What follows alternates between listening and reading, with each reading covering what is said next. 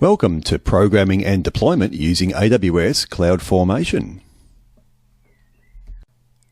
In the first part of this lab, we're going to look at developing a CloudFormation template.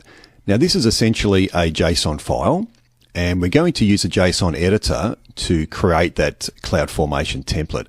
We're going to do this so that we can visually see what is going on with the CloudFormation JSON file, and also that we can create good quality JSON without any errors. Then we're going to actually grab that CloudFormation template, and we're going to hand it over to our CloudFormation service, which will create a CloudFormation stack, which will contain resources that are defined in that template. In the second part of this lab, we're going to look at a much quicker way of creating complex CloudFormation templates without having to use a JSON editor. And what we're going to use is CloudFormer. And a CloudFormer is essentially an EC2 instance with some software running on it that will look at our account and the resources within that account, and we can select from those resources, and we can use those resources that we've selected to define a CloudFormation template, and it will automatically create that JSON file for us. So this is very important when we've got very complex architectures that are taking quite some time to develop, and we want to be able to keep track of those and any changes to that. So very good when combined with version control of those JSON documents as well, so you can actually see changes and the effects on those changes, and roll back to previous versions if you have issues.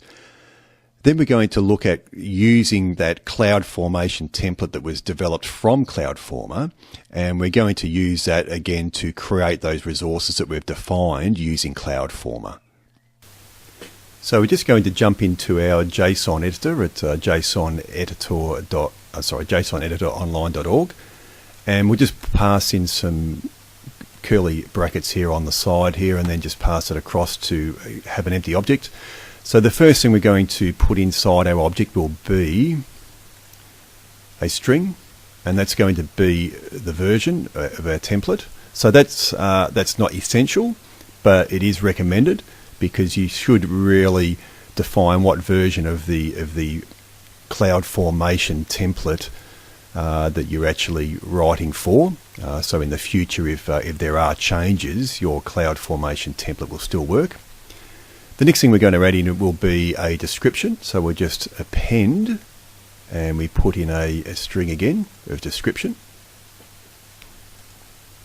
And the next one we're going to put in will be, well, we'll just spell description properly first.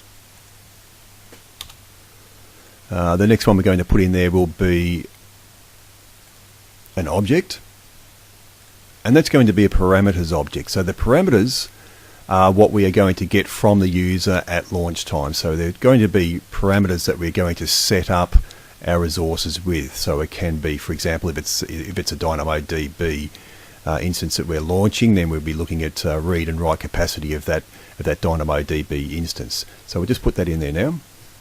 And the next thing we would like to add will be another object. So I just made a mistake there, so I'll just get rid of that. So if you make a mistake, just go back and you can remove.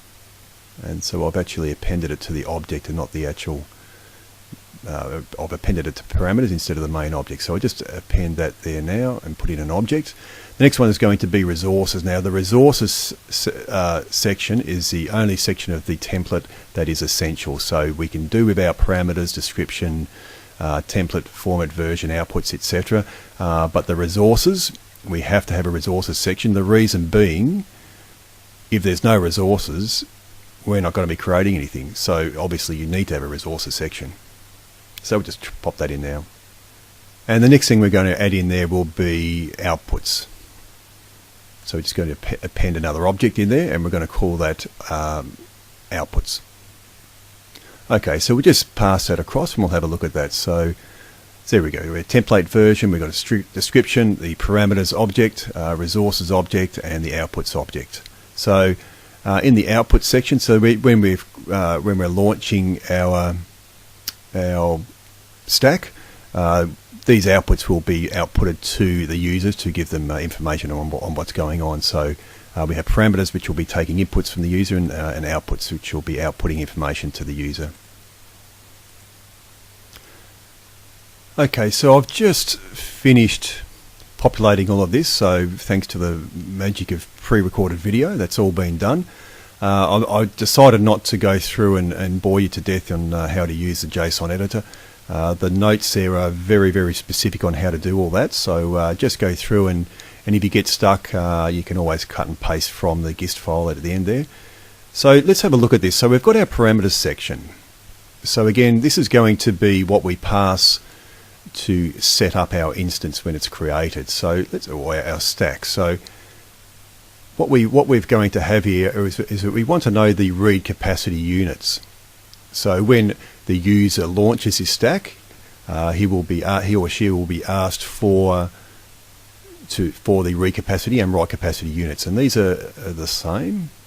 Just put the values in here are the same by the looks of things, but on launch you'll be able to put in different values for each one.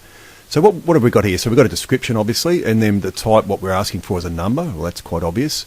So default. So what's going to happen is that when the screen first comes up for read capacity units, it will have already put in there the number of 1. And so the minimum number we can put in there is obviously 1. And then we've got a maximum number that we can put in there, which is which we've got there 10,000. And the constraint, we've got a description for it and just saying it must be between 1 and 1,000. So that's how we do parameters, and we're going to get our read capacity units. So we can actually refer to those further on in our resources section. So let's have a look at that. So in our resources, again, the essential component of a CloudFormation JSON file that you must have. So we've got the name of the table. So the resource is called table of products, and so that's another object inside of this object. And then we've got a text which is type, and the type is a DynamoDB table. So that's quite self-explanatory. Table of products, which is a DynamoDB table. And then we've got the properties of this table. So we've got attribute definitions. So we create attribute definitions which we can then refer to in other areas of our CloudFormation template. So let's have a look at that. So we've got 3 attribute definitions.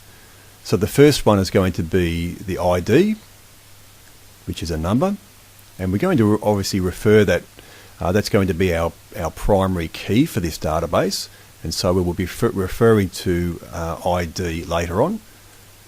And then we've got product category, which is a string, and that again is going to be referred to because it's part of it will be the hash for the global secondary index. And then we've got the price, which will be referred to later on, which as our range for the global secondary index. So I'll just close that there now. And we're going to schema. So we've got an object which is actually an array, so we can have multiple objects inside of this here. And attribute definitions also is an array, so you have multiple objects, so you can have many of those attribute definitions inside this array. So key schema, and here we have our primary key, which is ID and hash. So we've referred to this attribute ID, which is in here. So we've got the attribute name ID in our attribute definitions, and that's how we refer to that there. And what it is, it's a key type hash. And here is where we can refer to our read capacity units. So we look at there, and we're referencing read capacity units, which was in our parameters section. So we look in here, read capacity units, which is what we're going to get at launch time from our user.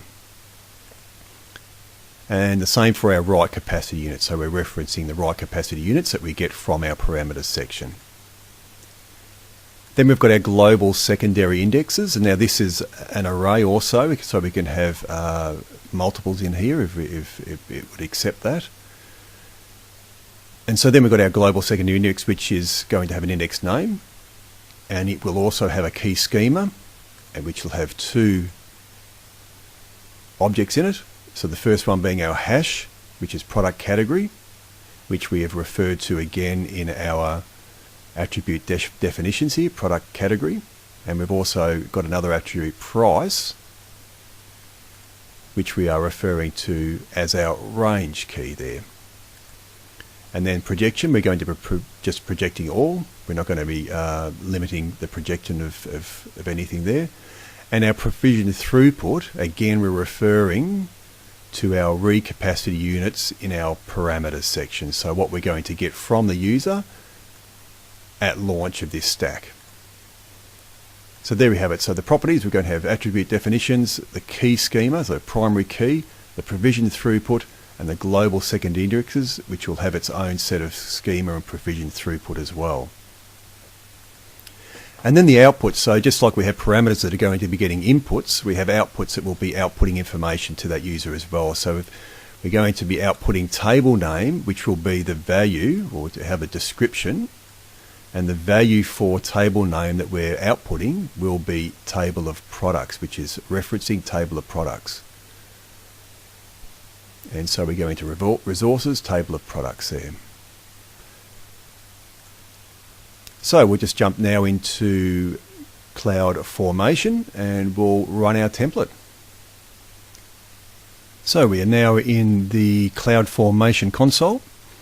So we can see we've got a number of options here to create a stack or create a template from our existing resources. So we can actually launch CloudFormer or we can create a new stack. So later on we will look at using CloudFormer to create a snapshot of all of our resources and put that into a template that we can use later on. So we're just going to go into create a new stack and we'll give this stack a name.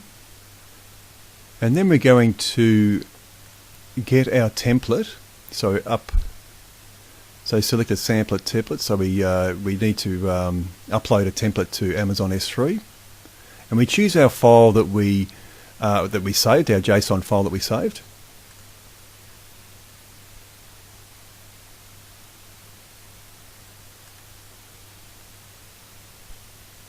Okay, so now we can click on next. Okay, so now we're in the parameters section. So again, in our template we had a parameters section, so we're being asked now to specify the parameters for read capacity units and write capacity units. In here we've got our default of 1, and we can change that if we want. We'll leave that as 1. We don't want to spend too much money on a lab here. And we click next. Okay, so we can add some additional tags in there. We won't bother with that. We can add some notifications there. So we won't do any notifications there either. So just click on next. So we've got a review here. So basically we've given it a name. I've given mine called backspace-lab. We've got a URL for that template that we've just uploaded. We've got a description. So that description came from our template. And then we've got our read capacity units and write capacity units. And again, that came from the default in our template. And we've got no other options there, so that's fine. And rollback on failure is selected as yes, so that's quite important. So if something does fail, then we don't end up with a whole heap of resources that we need to go through and delete afterwards. Okay, so we just click on create now. Okay, and we can see it's in progress, and it will eventually change from create in progress to complete. So we just click on refreshing there. So what we can see is we can see the events that are going on here. So the user has initiated the CloudFormation stack. We're currently creating the DynamoDB table, and that will have a physical ID here we've got for that DynamoDB table, and it's going to be creating the resources there for it. So just fast forwarding there, the stack has been completed. It's create complete. So you can see here create, we've created a table of products and everything's finished there. So we should be now able to go into DynamoDB and have a look at that. So we'll just do that now. Go to services and DynamoDB. Let's have a look. and we'll be looking for a DynamoDB instance called backspace-lab table of products and some other guff on the end of it. Okay, so there it is there, backspace-lab-table of products, and it has the hash key of ID that we specified there, no range, and the sum of read throughput and sum of write throughput, which will be the sum of the indexes and the key. So we can look in here, we've got here provisioned read capacity 1, which came from our template, and the provisioned write capacity, which came from our template also. Our table name, table of products here, and we've got ID number as the primary hash key, and we've also got here a ARN. Let's go into indexes. Okay, so we can see here. Alright, so what have we got here? We've got no local secondary indexes. It doesn't have any. We didn't define any. But it's got a global secondary index, so there's the name of it that came from that template. We've got a product category for the hash, again from the template, and a range, again from the template. We've projected all attributes that came from the template as well. The read capacity and write capacity units also came from the template. So we've successfully created everything that was in that, all of the resources that were in that template, and set it up with the appropriate parameters that we were looking for. So in the next part of this lab, we'll look at using CloudFormation to take snapshots of what we've created.